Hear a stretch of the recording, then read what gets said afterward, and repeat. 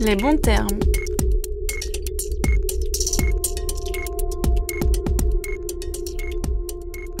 J'ai déjà alerté plusieurs fois les cliniciens sur le fait qu'ils employaient le mot switch pour parler, par exemple, de Rémica d'Inflectra. C'est-à-dire on reste infliximab.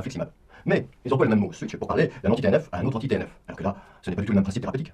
Ça peut être un patient immunisé à l'un qui passe à un autre, voire un changement d'une autre biothérapie, comme ils disent. C'est un autre biomédicament. Un anti-TNF sur polyarthrite rhumatoïde, par exemple, vers le Maptera ou vers le Roatemra. Et donc, ils emploient le même mot pour des choses qui n'ont rien à voir. Et donc, là aussi, ça n'améliore pas. Le jargon utilisé par les médecins peut perturber le patient. Les termes employés sont ambigus et compliquent la compréhension. Un micro-trottoir organisé à Orléans illustre ces confusions. Qu'est-ce que ça évoque pour vous, les biomédicaments ? C'est une bonne question. Pas grand-chose. Du médicament qui est censé être bio. Un médicament, pour moi, c'est pas très bio. Hein. Ce sont des médicaments, j'imagine, pas chimiques, à base de plantes, non ?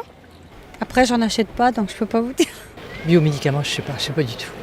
Je peux pas répondre de bêtises, je sais pas. Dans le mot biomédicament, pour certaines personnes, ça peut prêter à confusion avec le mot bio, c'est-à-dire moins agressif que le chimique. Enfin, on peut le penser. Oui, on peut le penser. Il y a des tas de termes qui ajoutent énormément de confusion. Le terme de biothérapie donne de la confusion. Le terme de thérapie ciblée, c'est considérable. On manque de mots, clairement. On manque de mots pour arriver à donner des idées simples et claires. C'est bien pour vous qui êtes du métier, mais pour nous qui n'y connaissons rien, ce sont des mots qui risquent de faire peur. Alors, le terme biomédicament, le terme biosimilaire apparaissait comme un terme très ambigu. Donc, on a aussi évoqué d'autres termes sur lesquels le terme de biothérapie était un terme qui était assez consensuel. Face aux médecins, c'est très rarement le terme biomédicament ou biosimilaire qui est utilisé. C'est d'emblée, on va passer aux anti-TNF. C'est plutôt la catégorie d'action qui est mise en avant dans la relation professionnel-patient que cette notion de biomédicament ou biosimilaire, un petit peu comme je vais vous prescrire du Doliprane, je ne vais pas vous prescrire un médicament chimique.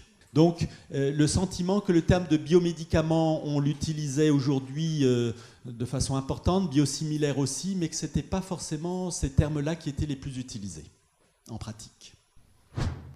D'après les différents témoignages concernant les biosimilaires, les termes employés entraînent des ambiguïtés et des confusions.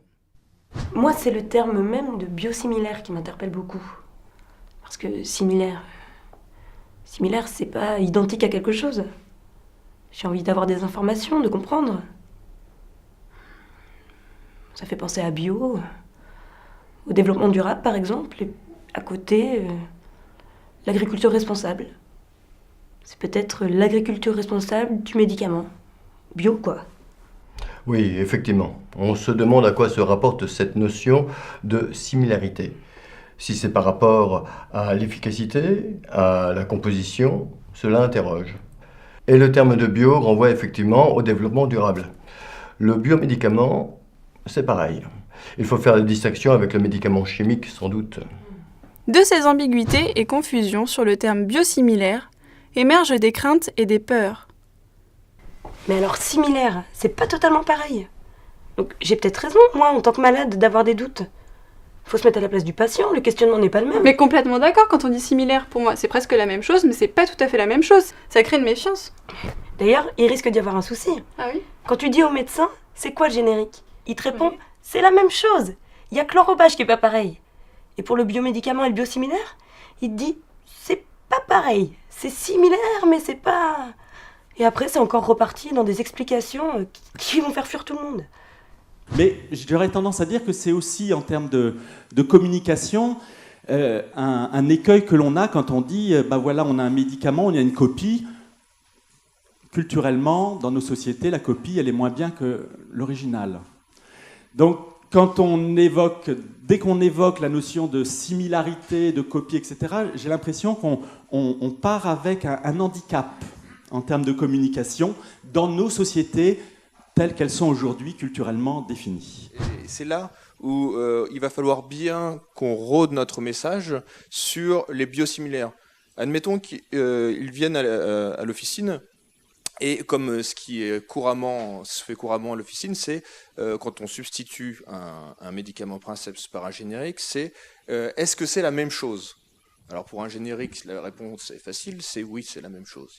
Pour un biosimilaire, vous allez substituer un biosimilaire, est-ce que c'est la même chose? Qu'est-ce qu'on répond? Non, c'est pas tout à fait la même chose. Ah bah si c'est pas tout à fait la même chose, j'en veux pas. C'est là tout l'enjeu de la question. Ça va être compliqué à faire passer ce message que c'est la même chose sans l'être. De ces craintes et de ces peurs naît un besoin d'explication des termes. La traduction de similarity en anglais, c'est similitude, et on devrait donc parler de biosimilitude et non pas de biosimilarité pour commencer. Il faut expliciter ce terme de similaire, même si on n'est pas très... Voilà, il ne recueille pas une très grande appétence.